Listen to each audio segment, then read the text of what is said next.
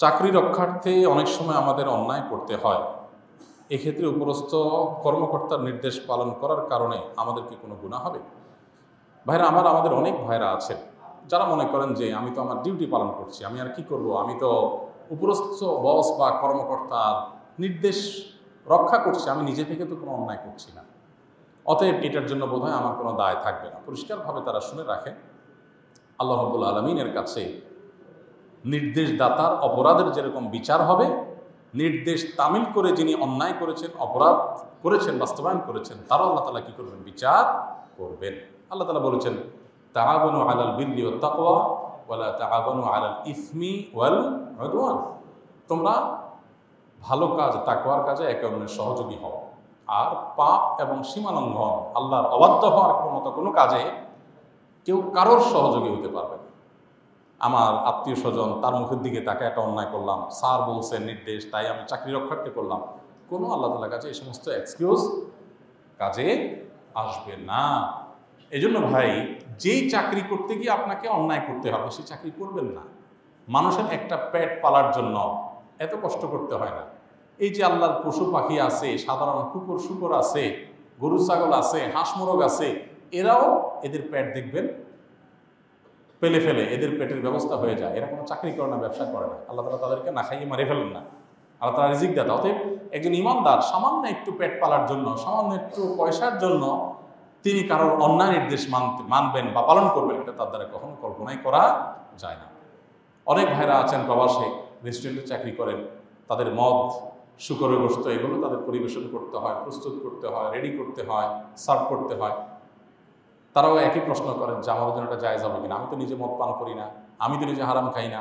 উত্তর একই, আপনি হারাম না খান, যে হারাম খাবে তাকে আপনি সহযোগিতা করবেন। অতএব আপনি নিজে তামিল করেছেন, আরেকজন নির্দেশ বাস্তবায়ন করেছেন, নির্দেশদাতা অপরাধী, আপনিও অপরাধী, কোনো রক্ষা হবে না। মনে রাখবেন, সেই কাজ করা জায়েজ নাই যে কাজ করতে গেলে আমাকে অপরাধে লিপ্ত হতে হয়, অপরাধ সংগঠন করতে হয়, সেই কাজ করা আমার জন্য জায়েজ নাই। নিজের আখিরাত রক্ষা করবার জন্য সেখান থেকে আমাকে সরে আসতে হবে।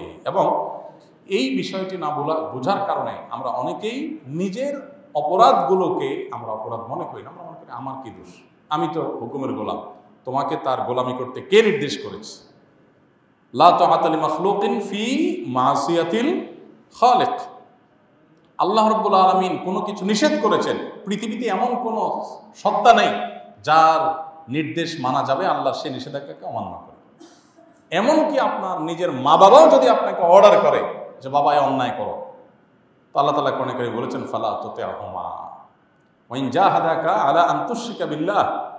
আল্লাহর সাথে শরীক করো, এই নির্দেশ যদি বাপ মাও দেয়, যেই কোনো অন্যায়ের কথা যদি বাপ মাও বলে, তাহলে ফালা তুতি'হুমা, তাদের ওই কথার অনুসরণ করা যাবে না, ওই কথা মানা যাবে না। অতএব বস তো বস, চাকরি তো চাকরি, জন্মদাতা মা বাবা যদি অন্যায় করতে বলে সেটা করা যাবে না। বিধায় আপনি হুকুমের গোলাম, আমি অর্ডার তামিল করেছি, এই কথা বলে আল্লাহর কাছে পার পাবেন না। আল্লাহ তাআলা আমাদের সবাইকে সবসময় সততার উপরে, নিষ্ঠার উপরে পরিচালিত করার নিজেদেরকে আল্লাহ তাআলা তৌফিক দান করুন, এবং সব ধরনের অন্যায়, সব ধরনের অবিচার, সব ধরনের জুলুম, সব ধরনের গুনাহের কাজ, পাপের কাজ, এটা থেকে বেঁচে থাকতে হবে। আমাদের অনেক ভাইরা আছেন ছোটো ছোটো চাকরি করেন, স্যার মদ খাবেন, নিজে মদ খায় না, স্যারের মদের বোতলটা গাড়িতে এনে দিতে হয়।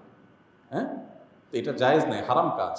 যেই স্যারের নিয়মিত এই কাজ করা লাগে, ওই স্যারের চাকরি ছেড়ে দিয়ে প্রয়োজনে রিক্সা চালাবেন, প্রয়োজনে অন্য কিছু করবেন। আমি জানি এই পৃথিবীটা বড় সংকীর্ণ হয়ে আসছে। আজকে এক ভাইয়ের একটা লম্বা চিঠি পড়লাম, দুঃখ করে লিখছেন যে আমি হেদায়েতের পথে আসছি বেশি দিন হয় নাই, এখন দেখি পায়ের তলায় মাটি নেই, সৎভাবে ব্যবসা করতে গেলে যান বাঁচে না এমন অবস্থা। কারণ সব অসৎ ব্যবসায়ী, এদের মধ্যে একজন সততার সাথে থাকতে গেলে তার জিনিসের দাম বেশি হয়, মানুষ বেশি দিয়ে কিনতে চায় না, নানামুখী বাধা আসে। ভাইরা আমার, পৃথিবীটা মুসলমানদের জন্য সংকীর্ণ। ওয়াদাকাত আলাইনাল আরদু বিমা রাহাবাত, যতদিন আসবে তত আমাদের জন্য পৃথিবীটা ছোট হয়ে আসবে। যেখানে যাব অন্যায়, অনাচার, এটা করা যাবে না, ওইটা করা যাবে না, এটা কিয়ামতের লক্ষণ। এই সময়গুলোতে কোনো রকম যান বাঁচিয়ে জীবনটা পার করে দিতে হবে, তারপর সততার সাথে কোনো প্রকার কম্প্রোমাইজ করা যাবে না। তো যেই স্যারের চাকরি করতে গিয়ে আমার নিয়মিত অন্যায় করতে হয়, একটা হলো যে কখনো কোনো কারণে হয়ে গেছে, ফেসে গেছি, ভিন্ন কথা, কিন্তু আমাকে এই কাজটাই করতে হয়, অন্যায় করতে হয়, তাহলে সেই কাজ আমার জন্য করা জায়েজ নাই। ইমানদার না খায় থাকবে, তারপর অন্যায় করবে না। আল্লাহ আমাদের সেরকম ইমানদার হওয়ার তৌফিক দান করুন।